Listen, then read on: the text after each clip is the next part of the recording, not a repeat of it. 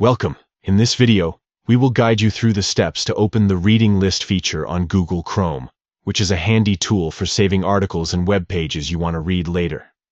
Let's get started. First, open your Chrome browser. Make sure you have the latest version for the best experience. If you're unsure, you can check for updates by clicking on the three dots at the top right corner of your browser. Next, click on the three dots located in the upper right corner of the window. This will open a drop-down menu with various options. Now, navigate to Bookmarks in this menu. Hover over it, and a sub-menu will appear. Here, you will find an option labeled Reading List. Click on it to proceed. Once you click on Reading List, you will see a side panel open up on the left side of your screen. This panel displays all your saved items, categorized into unread and pages you've read.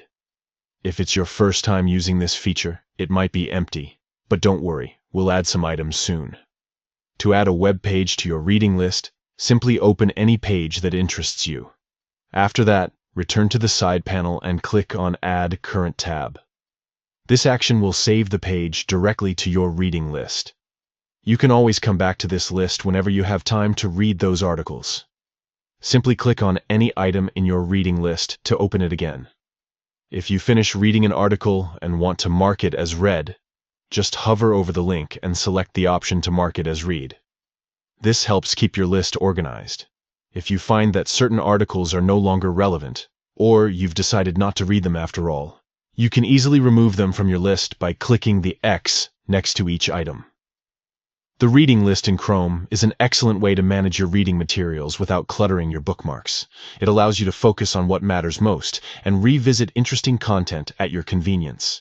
Thank you for watching. We hope this guide helps you make the most of Google Chrome's reading list feature. Happy reading!